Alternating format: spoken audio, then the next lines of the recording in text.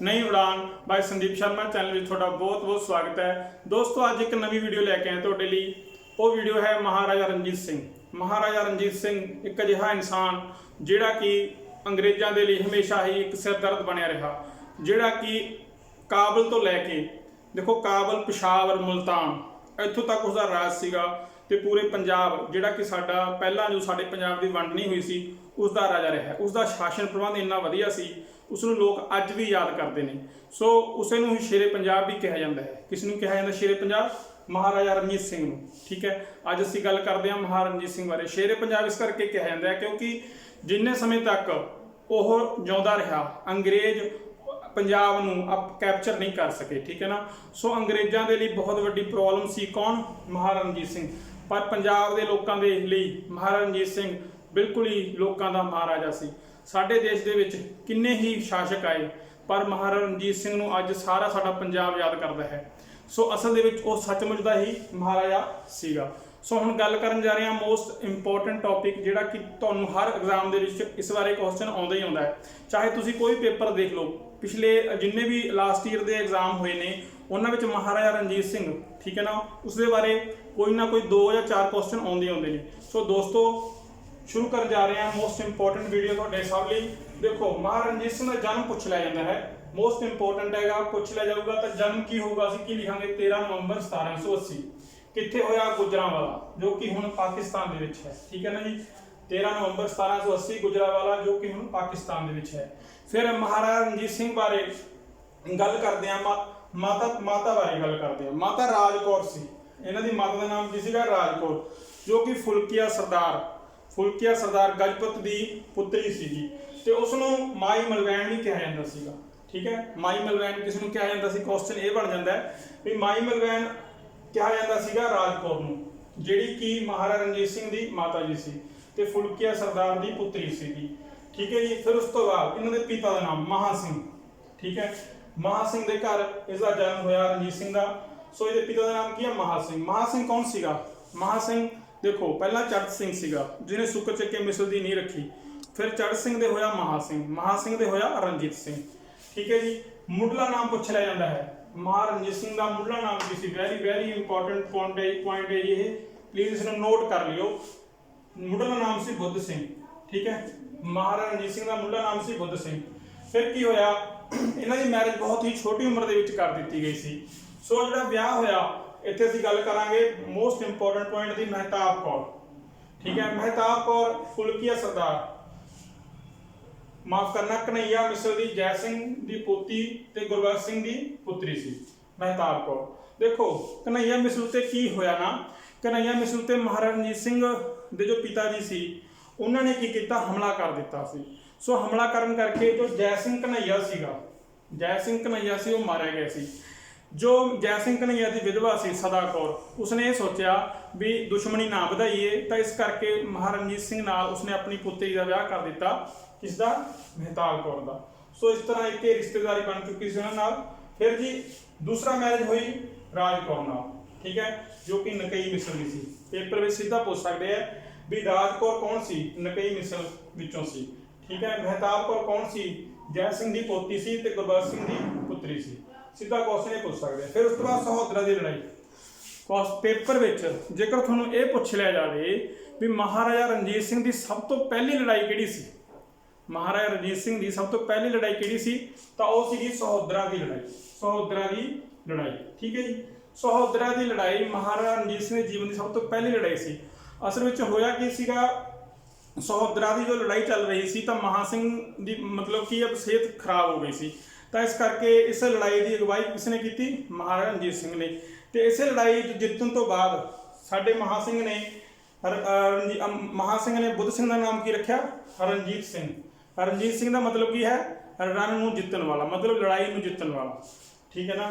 सो इस तरह पहली लड़ाई असीं की कहांगे? सहोदरा की लड़ाई सी। प्लीज़ इसनूं नोट कर लो, अक्सर पेपर में यह क्वेश्चन आउंदा ही आउंदा है। फिर उस तो बाद छोटी उम्र के विच ही महा सिंह की डैथ हो गई सी। जो महाराजा रणजीत सिंह बड़ा छोटा सी तो महा सिंह की डैथ हो गई सी, तो इस करके शासन प्रबंध चलाउण लई कोई योग व्यक्ति नहीं सी। तो की होया? तिकड़ी की सरपरस्ती का काल आया। 1792 तो लैके 1797। प्लीज इस पॉइंट में नोट कर लो, वेरी वेरी इंपॉर्टेंट है, वेरी वेरी इंपॉर्टेंट है। 1792 तो लैके 1797, ठीक है। तिकड़ी की सरपरस्ती है किसी, देखो तिकड़ी की सरपरस्ती ये सीगी भी 3 व्यक्ति राज चला रहे सन, जो कौन कौन से, पहले उसकी माता राज कौर, फिर उसकी सस सदा कौर, ते फिर एक होर व्यक्ति सी दीवान लखपत राय, दीवान लखपत राय, ठीक है जी। ये 3 व्यक्ति राज शासन प्रबंध चलाउण लगे सी, ते इसे करके इस काल नूं की कहंदा है, तिकड़ी दी सरपरस्ती दा काल कहंदा है 1792 तो 1797। ਜਦੋਂ ਹੌਲੀ ਹੌਲੀ ਰਣਜੀਤ ਸਿੰਘ ਵੱਡਾ ਹੋਇਆ ਤਾਂ ਰਣਜੀਤ ਸਿੰਘ ਨੂੰ ਇਹ ਲੱਗਣ ਲੱਗਿਆ ਵੀ ਉਸ ਨੂੰ ਖੁਦ ਰਾਜ ਭਾਗ ਸੰਭਾਲਣਾ ਚਾਹੀਦਾ ਹੈ। ਸੋ ਉਸਨੇ ਕੀ ਕੀਤਾ, ਸਦਾ ਕੌਰ ਨੂੰ ਵੀ ਛੱਡ ਦਿੱਤਾ ਤੇ ਰਾਜ ਕੌਰ ਨੂੰ, ਸਦਾ ਕੌਰ ਨੂੰ ਇਸ ਕਰਕੇ ਛੱਡ ਦਿੱਤਾ ਕਿਉਂਕਿ ਸਦਾ ਕੌਰ ਬਾਰੇ ਮਹਾਰਾਜਾ ਰਣਜੀਤ ਸਿੰਘ ਪਹਿਲਾਂ ਹੀ ਜਾਣਦਾ ਸੀ ਵੀ ਇਹ ਇੱਕ ਕਰਪਟ ਲੇਡੀ ਹੈ, ਠੀਕ ਹੈ। ਬੇਸ਼ੱਕ ਭਾਵੇਂ ਉਹਦੀ ਇਹ ਸੱਸ ਸੀ, ਠੀਕ ਹੈ। ਸਦਾ ਕੌਰ ਦਾ ਵੀ ਬਿਹੇਵੀਅਰ ਇਸ ਤਰ੍ਹਾਂ ਹੀ ਰਿਹਾ ਹੈ। ਤੁਸੀਂ ਇਹ ਯਕੀਨ ਕਰਿਓ, ਅੰਗਰੇਜ਼ਾਂ ਨੂੰ ਉਕਸਾਉਣ ਦੇ ਲਈ, ਅੰਗਰੇਜ਼ਾਂ ਨੂੰ ਪੰਜਾਬ ਉੱਤੇ ਹਮਲਾ ਕਰਨ ਦੇ ਲਈ ਸਦਾ ਕੌਰ ਦਾ ਬਹੁਤ ਵੱਡਾ ਹੱਥ ਰਿਹਾ। ਸੋ ਇਹ ਜੋ ਲੇਡੀ ਸੀਗੀ ਹਮੇਸ਼ਾ ਹੀ ਕਰਪਟ ਰਹੀ ਹੈ। ਉਸ ਤੋਂ ਬਾਅਦ 1801 ਵਿੱਚ ਕੀ ਹੋਇਆ, ਤਾਜਪੋਸ਼ੀ ਕੀਤੀ ਗਈ। ਮਹਾਰਾਜਾ ਰਣਜੀਤ ਸਿੰਘ ਸੱਚਮੁੱਚ ਦਾ ਮਹਾਰਾਜਾ ਬਣਿਆ ਕਦੋਂ, 1801 ਵਿੱਚ। ਤਾਜਪੋਸ਼ੀ ਕਿਸਨੇ ਕੀਤੀ, ਦੇਖੋ ਗੁਰੂ ਨਾਨਕ ਦੇਵ ਜੀ ਦੇ ਵੰਸ਼ਜ ਸੀਗੇ ਇੱਕ, ਉਹਨਾਂ ਤੋਂ ਤਾਜਪੋਸ਼ੀ ਕਰਾਈ ਗਈ ਕਿਉਂਕਿ ਜੋ ਮਹਾਰਾਜਾ ਰਣਜੀਤ ਸਿੰਘ ਸੀਗਾ ਉਹ ਗੁਰੂ ਨਾਨਕ ਸਾਹਿਬ ਦੇ, ਗੁਰੂ ਗੋਬਿੰਦ ਸਾਹਿਬ ਦੇ ਜੋ ਦਿਖਾਏ ਮਾਰਗ ਤੇ ਚੱਲਣ ਵਾਲਾ ਵਿਅਕਤੀ ਸੀਗਾ। ਸੋ ਉਸਨੇ ਕੀ ਕੀਤੀ, ਤਾਜਪੋਸ਼ੀ ਕੀਤੀ। किसने, बाबा साहेब सिंह बेदी ने, बाबा साहेब सिंह बेदी ने, ठीक है। बाबा साहेब सिंह ने बेदी ने उसकी की ਕੀਤੀ, ਤਾਜਪੋਸ਼ੀ ਕੀਤੀ। ਫਿਰ ਅਸੀਂ ਗੱਲ ਕਰਦੇ, ਦੇਖੋ ਬਚਪਨ ਇਸ ਤਰ੍ਹਾਂ ਦਾ ਸੀ। ਬਚਪਨ ਦੇ ਵਿੱਚ ਕੀ ਹੋਇਆ, ਬਚਪਨ ਵਿੱਚ ਹੀ ਸਾਨੂੰ ਪਤਾ ਲੱਗ ਜਾਂਦਾ ਹੈ ਵੀ ਵਿਅਕਤੀ ਕਿਸ ਤਰ੍ਹਾਂ ਦਾ ਅੱਗੇ ਚੱਲ ਕੇ ਹੋਊਗਾ। ਦੇਖੋ ਇੱਕ ਹਸ਼ਮਤ ਖਾਂ ਹੋਇਆ, ਚੱਠਾ ਕਬੀਲੇ ਦਾ ਸਰਦਾਰ, ਉਸਨੇ ਮਤਲਬ ਛੋਟੀ ਉਮਰ ਵਿੱਚ ਹੀ ਨਾ ਮਹਾਰਾਜਾ ਰਣਜੀਤ ਸਿੰਘ ਨੇ ਉਸਨੂੰ ਮਾਰ ਦਿੱਤਾ ਸੀਗਾ ਕਿਉਂਕਿ ਧੋਖੇ ਨਾਲ ਹਸ਼ਮਤ ਖਾਂ ਨੇ ਉਸ ਤੇ ਹਮਲਾ ਕੀਤਾ ਸੀ। ਸੋ ਅਸੀਂ ਇਹ ਕਹਿ ਸਕਦੇ ਹਾਂ, ਕੁਐਸਚਨ ਇਹ ਬਣ ਜਾਂਦਾ ਵੀ ਉਹ ਪਹਿਲਾ ਵਿਅਕਤੀ ਕਿਹੜਾ ਸੀ ਜਿਸਨੇ ਕਿ ਮਹਾਰਾਜਾ ਰਣਜੀਤ ਸਿੰਘ ਉੱਤੇ ਹਮਲਾ ਕੀਤਾ, ਤਾਂ ਉਹ ਸੀ ਹਸ਼ਮਤ ਖਾਂ। ਦੂਸਰੀ ਗੱਲ, ਉਸਨੂੰ ਘੋੜਿਆਂ ਨਾਲ ਬਹੁਤ ਪਿਆਰ ਸੀਗਾ। ਖੁਸ਼ਵੰਤ ਸਿੰਘ ਲਿਖਦਾ ਹੈਗਾ ਵੀ ਉਸਨੂੰ ਘੋੜੇ, ਉਹ ਸਾਰਾ ਦਿਨ ਘੋੜਸਵਾਰੀ ਕਰ ਸਕਦਾ ਸੀਗਾ, ਮਤਲਬ ਉਹ ਥੱਕਦਾ ਨਹੀਂ ਸੀਗਾ, ਘੋੜੇ ਨਾਲ ਇੰਨਾ ਜ਼ਿਆਦਾ ਪਿਆਰ ਸੀ। ਤੇ ਤੁਹਾਨੂੰ ਇੱਕ ਪੁਆਇੰਟ ਹੋਰ ਨੋਟ ਕਰਾ ਦਾਂ ਵੀ ਇੱਕ ਉਸਦਾ ਘੋੜਾ ਸੀ ਬਹੁਤ ਹੀ ਪਿਆਰਾ, ਉਸਦਾ ਨਾਮ ਸੀਗਾ ਲੈਲੀ। ਲੈਲੀ ਉਸਦੇ ਘੋੜੇ ਦਾ ਨਾਮ ਸੀਗਾ, ਜੋ ਕਿ ਉਹ ਘੋੜਿਆਂ ਨੂੰ ਬਹੁਤ ਜ਼ਿਆਦਾ ਪਿਆਰ ਕਰਦਾ ਸੀ। ਫਿਰ ਅਸੀਂ ਬਚਪਨ ਦੇ ਵਿੱਚ ਹੀ ਸਾਨੂੰ ਪਤਾ ਲੱਗ ਜਾਂਦਾ ਨਾ, ਤਾਂ ਇਨਸਾਨ ਵੱਡਾ ਹੋ ਕੇ ਕੀ ਕਰੂਗਾ। ਸੋ ਉਹ ਯੁੱਧ ਕਲਾ ਵਿੱਚ ਨਿਪੁੰਨ ਸੀ, ਬੜਾ ਹੀ ਦਿਮਾਗਦਾਰ ਇਨਸਾਨ ਸੀਗਾ, ਪਰ ਪੜ੍ਹਾਈ ਵਿੱਚ ਉਸਦਾ ਮਨ ਨਹੀਂ ਲੱਗਿਆ। ਪੜ੍ਹਾਈ ਵਿੱਚ ਉਸਦਾ ਕੀ ਹੋਇਆ, ਮਨ ਨਹੀਂ ਲੱਗਿਆ। ਉਸਨੂੰ ਭਾਈ ਭਾਗੂ ਦੀ ਧਰਮਸ਼ਾਲਾ ਵਿੱਚ ਭੇਜਿਆ ਗਿਆ ਪੜ੍ਹਨ ਵਾਸਤੇ, ਪਰ ਉਸਦਾ ਪੜ੍ਹਾਈ ਵਿੱਚ ਮਨ ਬਿਲਕੁਲ ਨਹੀਂ ਲੱਗਿਆ। ਪਰ ਉਹ ਇਨਸਾਨ ਇੰਨਾ ਚੰਗਾ ਸੀਗਾ ਵੀ ਪੰਜਾਬ ਦੇ ਲੋਕ ਉਸਨੂੰ ਅੱਜ ਵੀ ਯਾਦ ਕਰਦੇ ਨੇ। ਸੋ ਇਸ ਤਰ੍ਹਾਂ ਦਾ ਜੋ ਨਿੱਜੀ ਜੀਵਨ ਸੀਗਾ ਅਸੀਂ ਪੁਆਇੰਟ ਆਊਟ ਕੀਤਾ ਹੈ, ਜੋ ਮੋਸਟ ਰੈਲੀਵੈਂਟ ਪੁਆਇੰਟ ਨੇ ਤੁਹਾਨੂੰ ਕਰਾ ਦਿੱਤੇ ਨੇ, ਠੀਕ ਹੈ ਜੀ। ਫਿਰ ਅਸੀਂ ਗੱਲ ਕਰਦੇ ਹਾਂ ਉਸਦੀਆਂ ਮਹੱਤਵਪੂਰਨ ਜਿੱਤਾਂ ਦੀ। ਦੇਖੋ ਕੋਈ ਵੀ ਸ਼ਾਸਕ ਬਣਦਾ ਹੈ, ਦੇਖੋ ਮਹਾਂ ਸਿੰਘ ਨੇ ਵੀ ਇਹ ਕਿਹਾ ਸੀ ਵੀ ਉਹ ਸ਼ੁਕਰ ਚੱਕਿਆ ਮਿਸਲ ਦਾ ਜੋ ਇਹ ਰਣਜੀਤ ਸਿੰਘ ਹੈ ਉਸਦੇ ਲਈ ਮੇਰਾ ਰਾਜ ਬਹੁਤ ਛੋਟਾ ਰਹੇਗਾ, ਠੀਕ ਹੈ। ਸੋ ਇਸੇ ਕਰਕੇ ਉਹਦੀ ਭਵਿੱਖਬਾਣੀ ਵੀ ਸਹੀ ਸਾਬਤ ਹੋਈ, ਤਾਂ ਉਸਨੇ ਜਿੱਤਾਂ ਸ਼ੁਰੂ ਕਰ ਦਿੱਤੀਆਂ ਇੱਕ ਛੋਟੀ ਜਿਹੀ ਮਿਸਲ ਤੋਂ, ਸ਼ੁਕਰ ਚੱਕਿਆ ਮਿਸਲ ਤੋਂ ਇੱਕ ਬਹੁਤ ਵੱਡੇ ਰਾਜ ਵਿੱਚ। ਮਤਲਬ ਪੰਜਾਬ, ਤੁਸੀਂ ਇਹ ਨਾ ਸਮਝੋ ਵੀ ਸੋ ਸਾਡਾ ਅੱਜ ਦਾ ਪੰਜਾਬ ਹੈ, ਇਸ ਪੰਜਾਬ ਤੋਂ 4 ਗੁਣਾ ਵੱਡਾ ਪੰਜਾਬ ਸੀ ਉਸ ਸਮੇਂ, ਜਿਸ ਦਾ ਕਿ ਉਸਨੇ ਬਹੁਤ ਹੀ ਕੁਸ਼ਲਤਾਪੂਰਵਕ ਪ੍ਰਬੰਧ ਚਲਾਇਆ ਸੀ। ਸੋ ਉਹਦੀਆਂ ਜੋ ਜਿੱਤਾਂ ਨੇ ਉਸਦੀ ਗੱਲ ਕਰਦੇ ਹਾਂ ਮੋਸਟ ਇੰਪੋਰਟੈਂਟ। ਜਿਵੇਂ ਪਹਿਲੀ ਜਿੱਤ ਜੀ, ਸਭ ਤੋਂ ਪਹਿਲਾਂ ਜੋ ਉਹਦੀ ਪਹਿਲੀ ਜਿੱਤ ਪੁੱਛ ਲਈ ਜਾਂਦੀ ਹੈ ਉਹ ਕਿਹੜੀ ਸੀ, ਤਾਂ ਅਸੀਂ ਉੱਤੇ ਕੀ ਲਿਖਾਂਗੇ ਜਾਂ ਨੋਟ ਕਰਾਂਗੇ, ਲਾਹੌਰ ਦੀ ਜਿੱਤ 1799 ਵਿੱਚ, ਠੀਕ ਹੈ। ਲਾਹੌਰ ਦੀ ਜਿੱਤ 1799। ਅਕਸਰ ਪੇਪਰ ਵਿੱਚ ਚਾਹੇ ਤੁਸੀਂ SST ਮਾਸਟਰ ਕੈਡਰ ਦਾ ਐਗਜ਼ਾਮ ਦੇਣ ਜਾ ਰਹੇ ਹੋ, ETT ਦਾ ਐਗਜ਼ਾਮ ਦੇਣ ਜਾ ਰਹੇ ਹੋ, ਇਹ ਜਿੱਤ ਹਮੇਸ਼ਾ ਪੁੱਛੀ ਜਾਊਗੀ। ਕਿਉਂਕਿ ਇਹ ਮਹਾਰਾਜਾ ਰਣਜੀਤ ਸਿੰਘ ਦੀ ਪਹਿਲੀ ਜਿੱਤ ਸੀ। ਇਸ ਉੱਤੇ ਰਾਜ ਕਰ ਰਹੇ ਸਨ ਸਾਹਿਬ ਸਿੰਘ, ਠੀਕ ਹੈ, ਮੋਹਰ ਸਿੰਘ ਤੇ ਚੇਤ ਸਿੰਘ। ਇਹ 3 ਸਰਦਾਰ ਸੀ। ਇਹ ਸਰਦਾਰ ਕੌਣ ਸੀ, ਭੰਗੀ ਮਿਸਲ ਦੇ ਸਰਦਾਰ ਸੀ।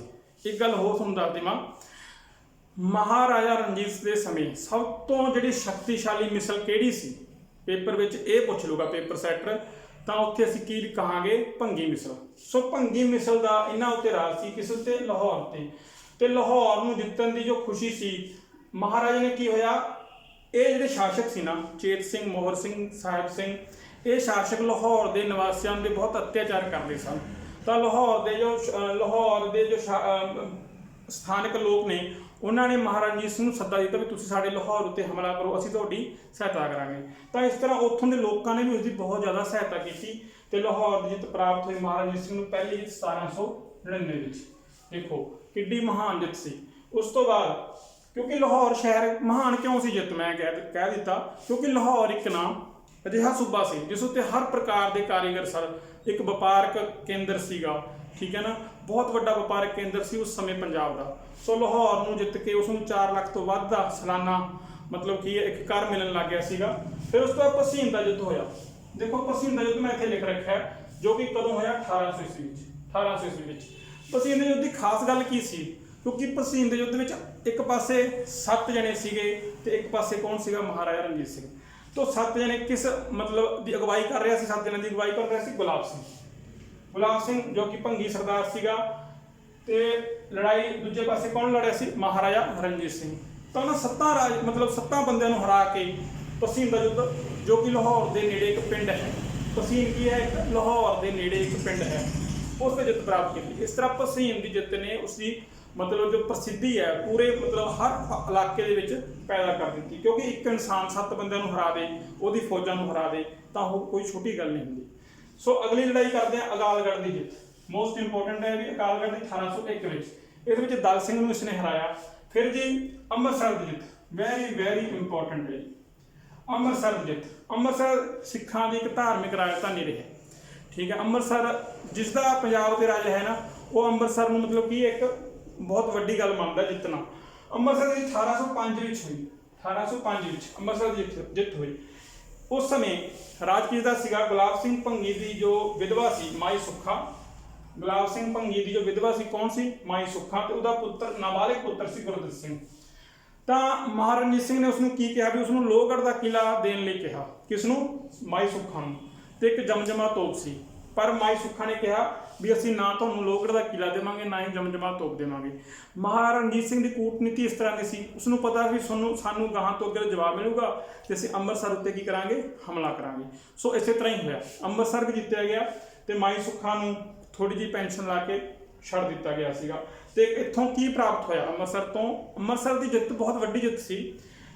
ਅੰਮ੍ਰਿਤਸਰ ਤੋਂ ਕੀ ਪ੍ਰਾਪਤ ਹੋਇਆ ਮਹਾਰਾਜਾ ਰਣਜੀਤ ਸਿੰਘ ਨੂੰ, ਠੀਕ ਹੈ, ਜਮਜਮਾ ਤੋਪ, ਅਕਾਲੀ ਫੂਲਾ ਸਿੰਘ ਵਰਗੇ ਨਿਹੰਗ ਤੇ ਉਸਦੇ 2000 ਸਿਪਾਹੀ ਜਿਹੜੇ ਕਿ ਇੱਕ ਆਤਮਘਾਤੀ ਹਮਲੇ ਦੀ ਤਰ੍ਹਾਂ ਹਮਲਾ ਕਰਦੇ ਸਨ, ਠੀਕ ਹੈ, ਤੇ ਇੱਕ ਲੋਹਗੜ੍ਹ ਦਾ ਕਿਲ੍ਹਾ। ਸੋ ਅੰਮ੍ਰਿਤਸਰ ਦੀ ਜਿੱਤ ਨੇ ਵੀ ਕੀ ਕੀਤਾ, ਮਹਾਰਾਜਾ ਰਣਜੀਤ ਸਿੰਘ ਦੇ ਜੀਵਨ ਦੇ ਵਿੱਚ ਬਹੁਤ ਵੱਡਾ ਮਤਲਬ ਕੀ ਹੈ, ਇੱਕ ਆਪਾਂ ਇਹ ਕਹਿ ਸਕਦੇ ਹਾਂ ਉਹਦੀ ਪ੍ਰਸਿੱਧੀ ਹੋਰ ਸਾਰੇ ਵਰਲਡ ਦੇ ਵਿੱਚ ਪਹੁੰਚਾ ਦਿੱਤੀ ਸੀਗੀ।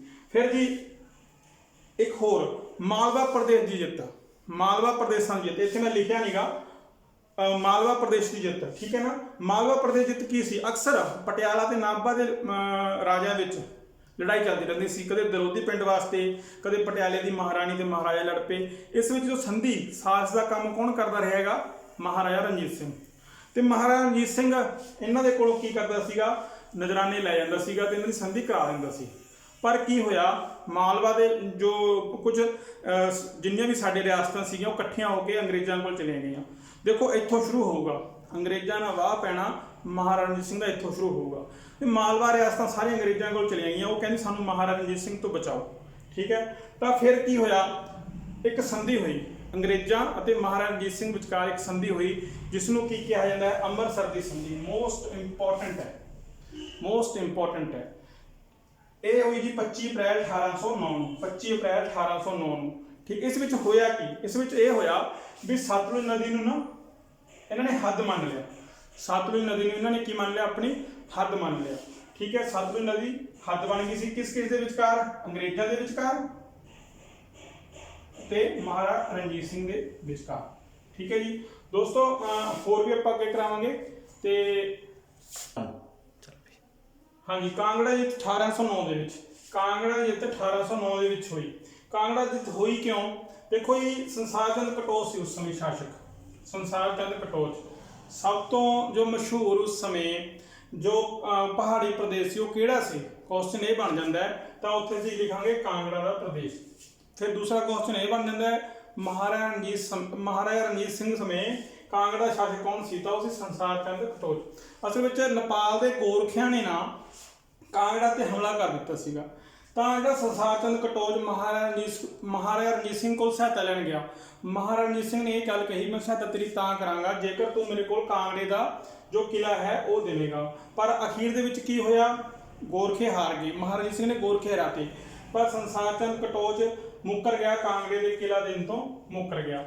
ਸੋ ਇਸ ਕਰਕੇ ਜੋ ਬਾਅਦ ਵਿੱਚ 1809 ਵਿੱਚ ਮਹਾਰਾਜਾ ਰਣਜੀਤ ਸਿੰਘ ਨੇ ਇਸ ਤੋਂ ਹਮਲਾ ਕਰਕੇ ਕਾਂਗੜੇ ਦੇ ਉੱਤੇ ਜਿੱਤ ਪ੍ਰਾਪਤ ਕੀਤੀ।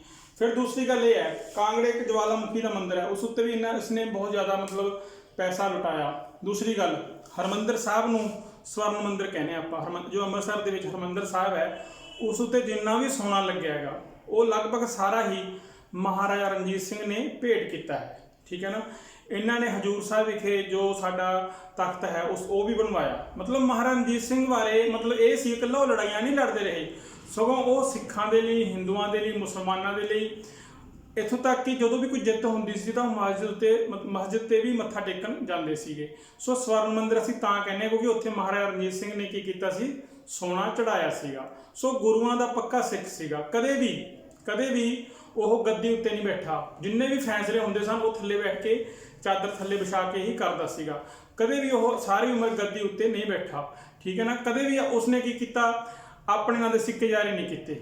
ਠੀਕ ਹੈ ਨਾ। ਉਸਨੇ ਆਪਣੇ ਨਾਂ ਦੇ ਸਿੱਕੇ ਜਾਰੀ ਨਹੀਂ ਕੀਤੇ। ਸੋ ਉਸਨੇ ਗੋਬਿੰਦ ਸ਼ਾਹੀ, ਨਾਨਕ ਸ਼ਾਹੀ ਸਿੱਕੇ ਜਾਰੀ ਕੀਤੇ। ਸੋ ਇਸ ਤਰ੍ਹਾਂ ਮਹਾਨ ਬੰਦੇ ਦੀ ਜੋ ਗੱਲ ਹੈ ਅਸੀਂ ਇੱਕ ਵੀਡੀਓ ਵਿੱਚ ਪੂਰੀ ਨਹੀਂ ਕਰ ਸਕਦੇ, ਇਸ ਲਈ ਮੈਂ ਦੂਸਰੀ ਵੀਡੀਓ ਬਣਾਵਾਂਗਾ। ਸੋ ਗੁਜਰਾਤ ਦੀ ਜਿੱਤ ਮੋਸਟ ਇੰਪੋਰਟੈਂਟ ਹੈ। ਗੁਜਰਾਤ ਵੀ ਇੱਕ ਅਜਿਹਾ ਏਰੀਆ ਸੀ, ਇੱਥੇ ਵੀ ਕੌਣ ਸੀ, ਗੁਲਾਬ ਸਿੰਘ ਭੰਗੀ ਸੀਗਾ। ਦੇਖੋ ਮੈਂ ਤੁਹਾਨੂੰ ਪਹਿਲਾਂ ਦੱਸ ਚੁੱਕਿਆ ਵੀ ਭੰਗੀ ਮਿਸਲ ਸਭ ਤੋਂ ਮਜ਼ਬੂਤ ਮਿਸਲ ਰਹੀ ਹੈ ਮਹਾਰਾਜਾ ਰਣਜੀਤ ਸਿੰਘ ਦੇ ਸਮੇਂ। ਤਾਂ ਗੁਜਰਾਤ ਦੀ ਜਿੱਤ 1809 ਵਿੱਚ ਹੋਈ। ਠੀਕ ਹੈ। ਇੱਥੇ ਗੁਲਾਬ ਸਿੰਘ ਹਾਰ ਗਿਆ। ਫਿਰ ਜੀ ਅਟਕ ਦੀ ਜਿੱਤ ਹੋਈ 1813 ਈਸਵੀ ਵਿੱਚ। ਇਸ ਵਿੱਚ ਕੀ ਅਟਕ ਦੇ ਵਿੱਚ ਕੌਣ ਸੀਗਾ, ਅਫਗਾਨ ਫਤਿਹ ਖਾਨ ਨੂੰ ਇਸਨੇ ਹਰਾਇਆ। ਮਹਾਰਾਜਾ ਰਣਜੀਤ ਸਿੰਘ ਨੇ ਕਿਸ ਨੂੰ ਹਰਾਇਆ, ਫਤਿਹ ਖਾਨ ਨੂੰ। ਠੀਕ ਹੈ। ਉਸ ਤੋਂ ਬਾਅਦ ਮੁਲਤਾਨ ਦੀ ਜਿੱਤ, ਵੈਰੀ ਇੰਪੋਰਟੈਂਟ। ਮੁਲਤਾਨ ਦੀ ਜਿੱਤ ਇੱਕ ਅਜਿਹੀ ਜਿੱਤ ਸੀ, ਮੁਲਤਾਨ ਨੂੰ ਜਿੱਤਣ ਵਾਸਤੇ ਮਹਾਰਾਜਾ ਰਣਜੀਤ ਸਿੰਘ ਨੇ ਟੋਟਲ 6 ਮਹਿਮਾਂ ਭੇਜੀਆਂ ਵੀ ਮੁਲਤਾਨ ਨੂੰ ਜਿੱਤੇ। ਪਰ ਕੀ ਸੀ, ਬਦਕਿਸਮਤੀ ਇਹ ਸੀ ਮੁਲਤਾਨ ਜਿੱਤ ਹੀ ਨਹੀਂ ਸਕਿਆ। ਠੀਕ ਹੈ। ਸੋ ਉਧਰੋਂ ਉਸਦੇ ਬੱਚੇ ਪੈਦਾ ਹੋਏ। ਠੀਕ ਹੈ। ਜੋੜੇ ਬੱਚੇ ਪੈਦਾ ਹੋਏ। ਇੱਕ ਦਾ ਨਾਮ ਸੀਗਾ ਪਿਸ਼ੌਰਾ। ਠੀਕ ਹੈ। ਮੁਲਤਾਨਾ ਤੇ ਹੋਰ ਮਤਲਬ ਇਹਨਾਂ ਦੇ ਜਿੰਨੇ ਬੱਚੇ ਹੋਏ ਨਾ, ਜੋ ਜਿੱਤਾਂ ਪ੍ਰਾਪਤ ਕੀਤੀਆਂ ਉਹਨਾਂ ਬੱਚਿਆਂ ਦੇ ਨਾਮ ਵੀ ਇਹਨਾਂ ਜਿੱਤਾਂ ਉੱਤੇ ਰੱਖੇ ਸੀ। ਪਰ ਉਸ ਤੋਂ ਬਾਅਦ ਫਿਰ ਕੀ ਹੋਇਆ, ਇਸਨੇ ਆਪਣੇ ਬਹੁਤ ਹੀ ਵਫਾਦਾਰ ਸਿਪਾਹੀ ਮਿਸਰ ਦੀਵਾਨ ਚੰਦ ਨੂੰ ਭੇਜਿਆ। ਕਿਸ ਦੇ ਵਿਰੁੱਧ, ਉਸ ਸਮੇਂ ਮੁਲਤਾਨ ਦਾ ਸ਼ਾਸਕ ਕੌਣ ਸੀ, ਮੁਜ਼ੱਫਰ ਖਾਨ। ਦੇਖੋ ਸਨ ਯਾਦ ਰੱਖਿਓ, ਹਮੇਸ਼ਾ ਸਨ ਪੁੱਛਿਆ ਜਾਂਦਾ ਪੇਪਰ ਦੇ ਵਿੱਚ। ਮੁਲਤਾਨ ਦੀ 1818 ਈਸਵੀ ਵਿੱਚ ਸ਼ਾਸਕ ਕੌਣ ਸੀਗਾ, ਮੁਜ਼ੱਫਰ ਖਾਨ। ਕੌਣ ਲੜਿਆ, ਮਹਾਰਾਜਾ ਸਿੰਘ ਦੇ ਬਿਹਾਫ ਦੇ ਵਿੱਚ ਮਿਸਰ ਦੀਵਾਨ ਚੰਦ। ਤੇ ਇਸ ਦੀ ਖੁਸ਼ੀ, ਮੁਲਤਾਨ ਦੀ ਖੁਸ਼ੀ ਵਿੱਚ ਅੰਮ੍ਰਿਤਸਰ ਤੇ ਲਾਹੌਰ ਦੇ ਵਿੱਚ ਦੀਵਾਲੀ ਮਨਾਈ ਗਈ ਸੀ। ਤੇ ਮਿਸਰ ਦੀਵਾਨ ਚੰਦ ਨੂੰ ਇੱਕ ਉਪਾਧੀ ਦਿੱਤੀ ਗਈ ਸੀ, ਜ਼ਫਰ ਜੰਗ ਦੀ ਉਪਾਧੀ ਕਿਸ ਨੂੰ ਮਿਲੀ ਸੀ, ਮਿਸਰ ਦੀਵਾਨ ਚੰਦ ਨੂੰ। ਫਿਰ ਇਹ ਜੀ ਅਗਲੀ ਜਿੱਤ, ਮੋਸਟ ਇੰਪੋਰਟੈਂਟ ਜਿੱਤ ਹੈ ਕਸ਼ਮੀਰ ਦੀ ਜਿੱਤ, ਜੋ ਕਿ 1819 ਵਿੱਚ ਹੋਈ। ਠੀਕ, ਕਸ਼ਮੀਰ ਜਿਸ ਨੂੰ ਕਿ ਦੁਨੀਆ ਦਾ ਸਵਰਗ ਕਿਹਾ ਜਾਂਦਾ ਹੈ। ਤੁਸੀਂ ਜਾਣਦੇ ਹੋ ਕਸ਼ਮੀਰ ਨੂੰ ਕੀ ਕਿਹਾ ਜਾਂਦਾ, ਦੁਨੀਆ ਦਾ ਸਵਰਗ ਕਿਹਾ ਜਾਂਦਾ ਹੈ। ਤੇ ਇਸੇ ਕਰਕੇ ਮਹਾਰਾਜਾ ਰਣਜੀਤ ਸਿੰਘ ਇਹ ਚਾਹੁੰਦਾ ਸੀ ਵੀ ਕਸ਼ਮੀਰ ਵੀ ਸਾਡੇ ਇਲਾਕੇ ਵਿੱਚ ਹੋਵੇ। ਤਾਂ ਉਸ ਸਮੇਂ ਉਸ ਦਾ ਸ਼ਾਸਕ ਕੌਣ ਸੀਗਾ, ਅਤਾ ਮੁਹੰਮਦ ਖਾਨ। ਠੀਕ ਹੈ। ਅਤਾ ਮੁਹੰਮਦ ਖਾਨ ਨੂੰ ਉਸਨੇ ਕੀ ਕੀਤਾ, ਕਸ਼ਮੀਰ ਵਿੱਚ ਹਰਾ ਦਿੱਤਾ। ਇੱਥੇ ਵੀ ਕੌਣ ਸੀਗਾ, ਇੱਥੇ ਵੀ ਸਾਡੇ ਫਕੀਰ ਅਜੀਜ਼ੁਦੀਨ ਨਾਲ ਸੀ, ਮਿਸਰ ਦੀਵਾਨ ਚੰਦ ਨਾਲ ਸੀ। ਤਾਂ ਇਹਨਾਂ ਨੇ ਬਹੁਤ ਬਹਾਦਰੀ ਨਾਲ ਲੜੇ ਤੇ ਕਸ਼ਮੀਰ ਦੀ ਜਿੱਤ ਮਹਾਰਾਜਾ ਰਣਜੀਤ ਸਿੰਘ ਦੀ ਝੋਲੀ ਵਿੱਚ ਪਾਈ। ਫਿਰ ਜੀ ਹੋਰ ਇੰਪੋਰਟੈਂਟ ਗੱਲ ਕੀ ਹੈਗੀ, ਕਨ੍ਹਈਆ ਮਿਸਲ। ਇਸ ਨੂੰ ਧਿਆਨ 'ਚ ਰੱਖੋ, ਜਿਸ ਦੀ ਕਿ ਸਦਾ ਕੌਰ ਸੀ। ਠੀਕ ਹੈ। ਕਨ੍ਹਈਆ ਮਿਸਲ ਜੋ ਕਿ ਇਹਦੀ ਸੱਸ ਸਦਾ ਕੌਰ ਦੀ ਮਿਸਲ ਸੀ। ਇਸ ਵਿੱਚ ਕੀ ਕੀਤਾ ਇਸਨੇ ਆਪਣੀ ਸੱਸ ਨੂੰ ਉੱਥੇ ਆਪਣਾ ਕੈਦ ਕਰ ਦਿੱਤਾ ਸਾਰੀ ਉਮਰ ਦੇ ਲਈ। ਤੇ ਉਸਦੀ ਜੋ ਮਿਸਲ ਸੀ ਆਪਣੇ ਰਾਜ ਵਿੱਚ ਮਿਲਾ ਲਈ। ਕਦੋਂ ਮਿਲਾਈ, 1821 ਈਸਵੀ ਵਿੱਚ। ਕੱਲਾ ਉਸਨੂੰ ਇੱਕ ਇਲਾਕਾ ਦਿੱਤਾ ਗਿਆ ਬਦਨੀ ਨੂੰ ਛੱਡ ਕੇ, ਬਾਕੀ ਸਾਰਾ ਇਲਾਕਾ ਉਸਨੇ ਕਵਰ ਕਰ ਲਿਆ, ਆਪਣੇ ਰਾਜ ਵਿੱਚ ਮਿਲਾ ਲਿਆ ਸੀਗਾ। ਸੋ ਇਹਨਾਂ ਜਿੱਤਾਂ ਪਿੱਛੇ ਫਿਰ ਜੀ ਇੱਕ ਲਾਸਟ ਇੰਪੋਰਟੈਂਟ ਜਿੱਤ ਹੈ। ਕੁਐਸਚਨ ਇਹ ਬਣ ਜਾਂਦਾ ਹੈ ਵੀ ਮਹਾਰਾਜਾ ਰਣਜੀਤ ਸਿੰਘ ਦੀ ਸਭ ਤੋਂ ਅੰਤਿਮ ਜਿੱਤ ਕਿਹੜੀ ਸੀਗੀ, ਤਾਂ ਉਹ ਸੀ ਪੇਸ਼ਾਵਰ ਦੀ ਜਿੱਤ। ਤੁਸੀਂ ਦੇਖੋ ਮਹਾਰਾਜਾ ਰਣਜੀਤ ਸਿੰਘ ਦਾ ਰਾਜ ਭਾਗ ਕਿੱਡਾ ਵੱਡਾ ਸੀਗਾ। ਪੰਜਾਬ, ਚੀਨ ਤੱਕ ਮਹਾਰਾਜਾ ਰਣਜੀਤ ਸਿੰਘ ਦੀ ਹੱਦ ਲੱਗਦੀ ਸੀ, ਚੀਨ ਤੱਕ। ਠੀਕ ਹੈ। ਸੋ ਪੇਸ਼ਾਵਰ ਦੀ ਜਿੱਤ ਹੋਈ 1834 ਈਸਵੀ ਵਿੱਚ। ਇਸ ਵਿੱਚ ਵੀ ਕੀ ਹੋਇਆ, ਮਹਾਰਾਜਾ ਰਣਜੀਤ ਸਿੰਘ ਨੇ ਦੇਖੋ ਪਿਸ਼ੌਰਾ ਸਿੰਘ, ਮੁਲਤਾਨ ठीक है, अटक। इस तरह उसने की है, ये जो महत्वपूर्ण इलाके सी, क्योंकि ਵਪਾਰਕ ਪੱਖ ਤੋਂ ਵੀ ਇਹਨਾਂ ਦੀ ਜ਼ਿਆਦਾ ਮਹੱਤਤਾ ਸੀ, ਵਪਾਰ ਵੀ ਇਹਨਾਂ ਦੇ ਰਾਸਤੇ ਨਾਲ ਹੀ ਕੀਤਾ ਜਾਂਦਾ ਸੀਗਾ। ਸੋ ਇਹਨਾਂ ਨੂੰ ਜਿੱਤਣਾ ਬਹੁਤ ਜ਼ਰੂਰੀ ਸਮਝਿਆ। ਦੇਖੋ ਹੁਣ ਆਪਾਂ ਗੱਲ ਕਰ ਚੁੱਕੇ ਹਾਂ ਮਹਾਰਾਜਾ ਸਿੰਘ ਜਿੱਤਾਂ ਬਾਰੇ, ਉਸਦੇ ਨਿੱਜੀ ਜ਼ਿੰਦਗੀ ਬਾਰੇ। ਠੀਕ ਹੈ, ਦੇਖੋ ਮਹਾਰਾਜਾ ਸਿੰਘ ਦੇ ਪੁੱਤਰ ਖੜਕ ਸਿੰਘ ਸੀਗੇ, ਉਹਨਾਂ ਖੜਕ ਸਿੰਘ ਦਾ ਪੁੱਤਰ ਕੰਵਰ ਨਿਹਾਲ ਸਿੰਘ ਸੀਗਾ, ਕਸ਼ਮੀਰਾ ਸਿੰਘ ਸੀਗਾ, ਮੁਲਤਾਨਾ ਸਿੰਘ ਸੀਗਾ, ਤੇ ਇਸ ਤਰ੍ਹਾਂ ਮਹਾਰਾਜਾ ਦਲੀਪ ਸਿੰਘ ਸੀਗਾ। ਸੋ ਇਹ ਜੋ ਉਹਨੇ ਨਿੱਜੀ ਜ਼ਿੰਦਗੀ ਬਾਰੇ ਜੋ ਪੁਆਇੰਟ ਨੇ ਐਗਜ਼ਾਮ ਲਈ ਪੁਆਇੰਟ ਤੁਸੀਂ ਪਲੀਜ਼ ਨੋਟ ਕਰ ਲਿਓ। ਫਿਰ ਜੋ ਇੰਪੋਰਟੈਂਟ ਪੁਆਇੰਟ ਹੈ, ਇਹਨਾਂ ਸਾਰੀਆਂ ਜਿੱਤਾਂ ਪਿੱਛੇ ਨਾ ਬਹੁਤ ਜ਼ਿਆਦਾ ਇਨਸਾਨ ਸੀਗੇ, ਜਿਨ੍ਹਾਂ ਦਾ ਕੀ ਮਤਲਬ ਦੇਣ ਪੂਰਾ ਪੰਜਾਬ ਵੀ ਨਹੀਂ ਦੇ ਸਕਦਾ। ਇੰਨੇ ਇਮਾਨਦਾਰ ਵਫਾਦਾਰ ਰਹੇ ਹੈਗੇ ਉਹ ਆਪਣੇ ਰਾਜ ਪ੍ਰਤੀ, ਤੇ ਉਹਦਾ ਰਾਜ ਸੱਚਮੁੱਚ ਹੀ ਇੱਕ ਧਰਮ ਨਿਰਪੱਖ ਰਾਜ ਸੀ। ਉਸਦੇ ਰਾਜ ਵਿੱਚ ਕਿਸੇ ਵੀ ਮੁਸਲਮਾਨ ਨੂੰ ਕੋਈ ਤੰਗੀ ਨਹੀਂ ਹੋਈ, ਕਿਸੇ ਵੀ ਸਿੱਖ ਨੂੰ ਨਹੀਂ ਹੋਈ, ਕਿਸੇ ਵੀ ਹਿੰਦੂ ਨੂੰ ਨਹੀਂ ਹੋਈ, ਕਿਉਂਕਿ ਮਹਾਰਾਜਾ ਆਪ ਇੱਕ ਅੱਖ ਨਾਲ ਸਭ ਨੂੰ ਦੇਖਦਾ ਸੀਗਾ। ਫਿਰ ਜੀ ਜੋ ਇੰਪੋਰਟੈਂਟ ਹੈ, ਜਿਸਦਾ ਕਿ ਬਹੁਤ ਵੱਡਾ ਰੋਲ ਰਿਹਾ ਹੈਗਾ, ਠੀਕ ਹੈ, ਫਤਿਹ ਸਿੰਘ ਆਹਲੂਵਾਲੀਆ ਮਿਸਲ ਦਾ ਉਸ ਸਮੇਂ ਦਾ ਸੰਸਥਾਪਕ ਸੀ ਫਤਿਹ ਸਿੰਘ ਆਹਲੂਵਾਲੀਆ। ਤਰਨਤਾਰਨ ਵਿਖੇ, ਕਿਉਂਕਿ ਮਹਾਰਾਜਾ ਰਣਜੀਤ ਸਿੰਘ ਦੇ ਕੂਟਨੀਤੀ ਸੀ, ਜਿੰਨੇ ਵੀ ਮਿਸਲਾਂ ਕਮਜ਼ੋਰ ਸੀ ਨਾ ਉਹਨਾਂ ਉੱਤੇ ਹਮਲਾ ਕਰ ਦਿੰਦਾ ਸੀ, ਜੋ ਕਿ ਤਕੜੀਆਂ ਸਨ ਉਹਨਾਂ ਨਾਲ ਮਿੱਤਰਤਾਪੂਰਨ ਸੰਬੰਧ ਕਰ ਲੈਂਦਾ ਸੀ।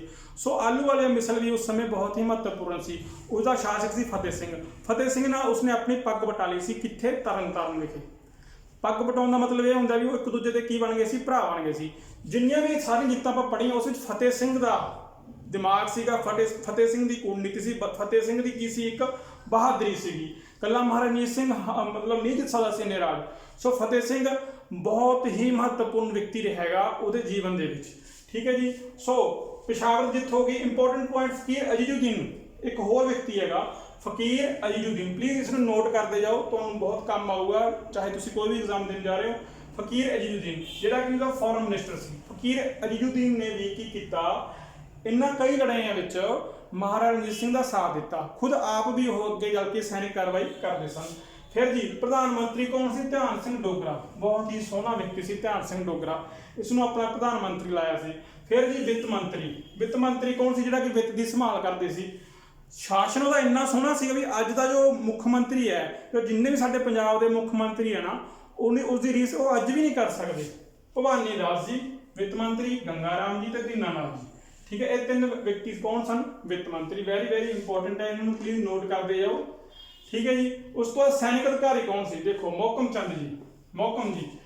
ਚੰਦ, ਦੀਵਾਨ ਚੰਦ ਤੇ ਰਾਮ ਸਿੰਘ। ਇਹਨਾਂ ਤਿੰਨਾਂ ਦਾ ਨਾਮ ਤੁਸੀਂ ਨਹੀਂ ਭੁੱਲ ਸਕਦੇ, ਕਿਉਂਕਿ ਜਿੰਨੀਆਂ ਵੀ ਲੜਾਈਆਂ ਹੋਈਆਂ ਦੀਵਾਨ ਚੰਦ ਉਸ ਵਿੱਚ ਸ਼ਾਮਲ ਹੀ ਰਿਹਾ, ਮੋਹਕਮ ਚੰਦ ਵੀ ਸ਼ਾਮਲ ਹੀ ਰਹੇ। ਠੀਕ ਹੈ ਜੀ। ਸੋ ਹੋਰ ਇੰਪੋਰਟੈਂਟ ਤੋਂ ਦੋ ਇਨਸਾਨ ਨੇ ਦਰਬਾਰ ਦੇ ਸਿੱਖ ਸੀ, ਉਹ ਕੌਣ ਸਨ? ਹਰੀ ਸਿੰਘ ਨਲਵਾ ਨੂੰ ਕੌਣ ਭੁੱਲ ਸਕਦਾ ਹੈ? ਜਮਰੌਦ ਦੀ ਲੜਾਈ ਨੂੰ ਫਤਿਹ ਕਰਨ ਵਾਲਾ ਹਰੀ ਸਿੰਘ ਨਲਵਾ। ਠੀਕ ਹੈ। ਫਿਰ ਅਤਰ ਸਿੰਘ, ਇਹ ਮੋਸਟ ਇੰਪੋਰਟੈਂਟ ਵਿਅਕਤੀ ਸੀ। ਸੋ ਦੋਸਤੋ ਮਹਾਰਾਜਾ ਰਣਜੀਤ ਸਿੰਘ ਦਾ ਜੀਵਨ ਬਹੁਤ ਹੀ ਮਤਲਬ ਕੀ ਹੈ, ਇੱਕ ਵੱਡਾ ਜੀਵਨ ਰਿਹਾ। ਉਸਨੇ ਮਤਲਬ ਕੀ ਆਪਣਾ ਰਾਜ ਏਡਾ ਵੱਡਾ ਕੀਤਾ ਵੀ ਤੁਸੀਂ ਮਤਲਬ ਅੰਦਾਜ਼ਾ ਲਗਾਓ, ਸਾਡੀ ਹੱਦ ਚੀਨ ਤੱਕ ਲੱਗਦੀ ਸੀ, ਇੱਧਰੋਂ ਸਾਡੀ ਸਤਲੁਜ ਤੱਕ ਲੱਗਦੀ ਸੀ। ਸੋ ਇਸ ਤਰ੍ਹਾਂ ਉਹਦੀ ਜ਼ਿੰਦਗੀ ਚੱਲੀ ਤੇ ਉਸਦੀ ਮੌਤ ਹੋਈ। ਨੋਟ ਕਰ ਲਓ ਸਮਾਂ 27 ਜੂਨ 1839 ਨੂੰ। ਸੋ ਦੋਸਤੋ ਜੋ ਅਗਲੀ ਵੀਡੀਓ ਵਿੱਚ ਆਊਗਾ ਉਹ ਉਹਦਾ ਸ਼ਾਸਨ ਪ੍ਰਬੰਧ ਬਾਰੇ ਆਊਗਾ। ਜੇ ਵੀਡੀਓ ਚੰਗੀ ਲੱਗੇ ਪਲੀਜ਼ ਲਾਈਕ ਕਰ ਦਿਓ, ਸ਼ੇਅਰ ਕਰ ਦਿਓ। ਤੁਹਾਡੇ ਸਾਰਿਆਂ ਦਾ, ਸਾਰੇ ਵਿਦਿਆਰਥੀਆਂ ਦਾ ਬਹੁਤ ਬਹੁਤ ਧੰਨਵਾਦ। Thank you.